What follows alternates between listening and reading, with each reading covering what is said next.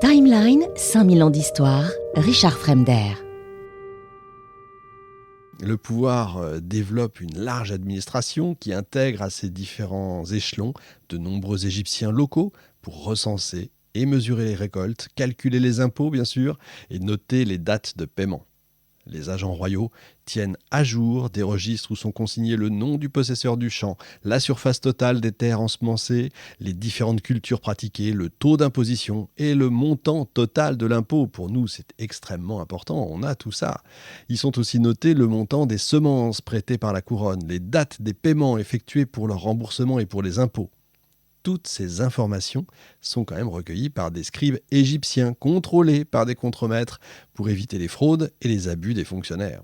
La documentation épigraphique garde des traces de plaintes et de lettres de doléances concernant toutes ces pratiques. Le Fayoum se retrouve couvert de cultures, de céréales, d'oliviers, d'arbres fruitiers et de vignobles. Le roi développe aussi l'apiculture, augmente le nombre de troupeaux de taureaux et de béliers. Chaque artisan doit demander la permission d'ouvrir une boutique ou pour exercer son métier. Et les agriculteurs doivent payer des taxes pour faire brouter leurs troupeaux. Le travailleur provincial n'est pas autorisé à quitter sa région ou arrêter son métier sans l'aval de l'État. Vous voyez, l'État est omniprésent.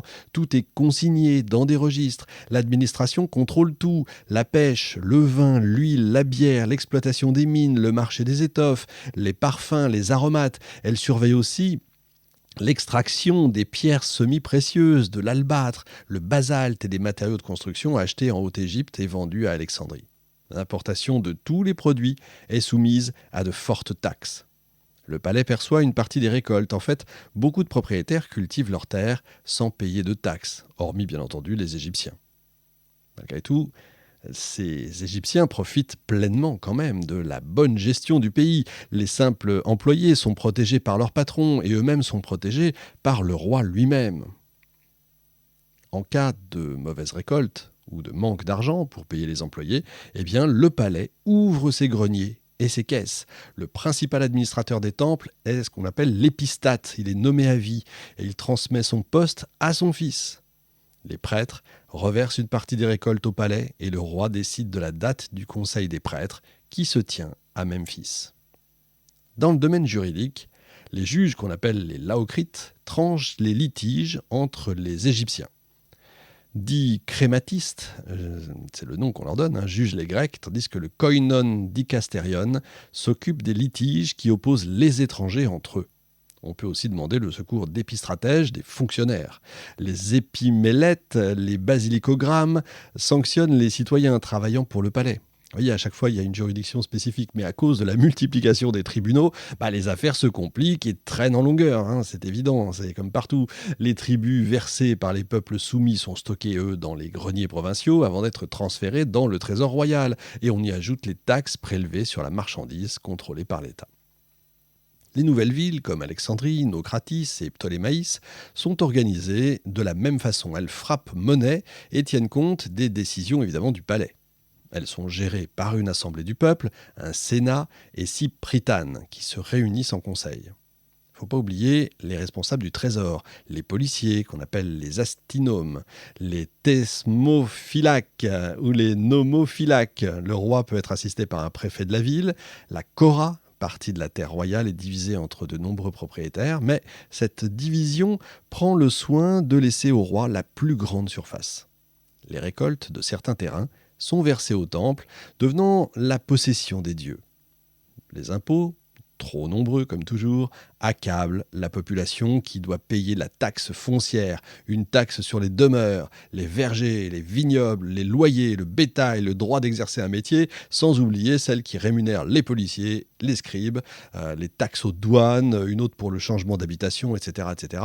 Les déclarations de revenus annuels sont sévèrement contrôlées, ça nous rappelle quelque chose. Il faut aussi déclarer ses maisons, ses biens, son enclos, son bétail. Et vous avez des fonctionnaires royaux qui surveillent les fermiers pour éviter la fraude. Tout passe par les économes et les inspecteurs qui reçoivent en paiement un pourcentage prélevé sur l'impôt. Ce sont les inspecteurs qui réclament le versement de l'impôt, ce qui se fera chez nous, à l'époque médiévale évidemment. les fermiers généraux, plus tard. Un fermier malhonnête est aussitôt suspendu et condamné à payer une forte amende. On le sait parce qu'on a des témoignages. L'administration, elle, s'alourdit comme ça, de manière importante. Là encore, ça nous rappelle quelque chose. C'est drôle, dès qu'un pouvoir commence à être centralisé, forcément, il a besoin d'une administration. Et forcément, quel que soit le régime, l'administration grandit, grossit. Et plus le pouvoir a besoin d'argent, a besoin de contrôle, plus l'administration va être importante, plus ça va coûter cher. Et c'est une sorte de cercle vicieux, on va dire, ancestral. À partir du milieu du IIIe siècle avant notre ère, à la fin du règne de Ptolémée II, on repère à Edfou pas mal de contingents de soldats grecs. C'est ce qu'on appelle les clérouques, des combattants dont la rémunération provient en partie d'une terre qui leur est allouée par l'État. Commencés en 237 avant notre ère, les travaux du temple d'Edfou permettent de faire accepter aux prêtres locaux la présence de ces soldats et la probable conversion d'une partie de la terre sacrée appartenant à leur sanctuaire en terre royale destinée à rémunérer justement les nouveaux venus. Edfou devient le principal bastion lagide en Haute-Égypte. La monarchie lagide fait construire une route qui va d'Edfou au port de Béréniké sur les bords de la mer Rouge à travers le désert oriental. Les sanctuaires de Haute-Égypte continuent quand même à jouer un rôle politique important à l'échelle régionale. Leur puissance repose sur leur poids économique, encore considérable au IIIe siècle avant Jésus-Christ. Le cadastre d'Edfou montre que la terre sacrée, appartenant au temple d'Horus, s'étend à travers toute la Haute-Égypte, couvrant plus de 3000 hectares de terre à blé, de vignes et de jardins. Les prêtres développent une activité artisanale dans le domaine du textile avec la confection de byssos, c'est une étoffe de lin d'une finesse assez exceptionnelle. Les autorités du temple prélèvent une taxe sur les coakites, c'est les entrepreneurs chargés de l'entretien des tombes et du culte des morts enterrés dans la nécropole locale. Chaque nouvelle inhumation implique le versement d'un impôt d'une drachme. La couronne lagide a donc tout intérêt à veiller au bon fonctionnement des grands temples de Haute-Égypte qui assurent forcément la stabilité de vastes régions très éloignées d'Alexandrie. Vous savez, cette Égypte qui est quand même très très haute. Et comme à l'époque perse, le lésonis, c'est-à-dire le gestionnaire financier du temple, demeure le personnage essentiel des relations entre chaque institution religieuse et l'administration macédonienne. Il est choisi chaque année parmi les prêtres les plus importants du temple. Il peut occuper sa fonction pendant plusieurs années, mais rarement de manière consécutive. C'est lui qui doit s'acquitter auprès de la couronne sur ses propres biens. Il est parfois secondé d'un contrôleur, mandaté par le roi. Malgré cette précaution, la dégradation de la situation financière de certains lésonis impose parfois une intervention, on va dire, plus directe du pouvoir royal. Dans la dernière décennie du IIIe siècle avant Jésus-Christ, l'incurie de plusieurs membres du haut clergé d'Horus d'Edfou nécessite carrément l'envoi d'un commissaire au temple par l'administration royale. Vous voyez, encore un échelon supplémentaire. Et plusieurs lésonistes ne sont plus en mesure de régler les arriérés d'impôts contractés auprès de l'institution religieuse comme de la couronne. Leur insolvabilité implique que l'acquittement de l'impôt royal par le temple n'est plus couvert par une garantie. Et ça, c'est important, c'est une première alerte, normalement. Les représentants du pouvoir se montrent d'une patience remarquable. Les autorités du temple d'Horus se montrent, elles, trop laxistes à l'envers. L'un de ces impécunieux, on va dire, Béréneptis, s'est fortement endetté, par exemple, auprès du temple, mais ça ne l'empêche pas d'être réélu par les prêtres à la tête de l'institution en 246 avant Jésus-Christ.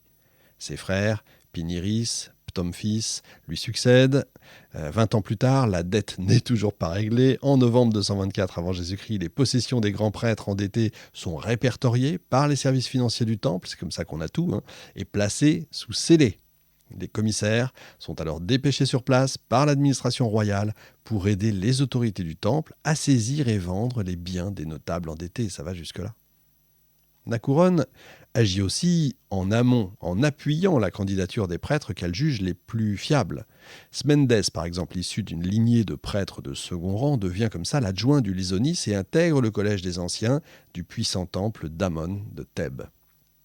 Son fils, Amosé, devient un interlocuteur privilégié de l'administration royale. On lui confie même la supervision de sanctuaires en Moyenne-Égypte, loin de sa Thébaïde natale.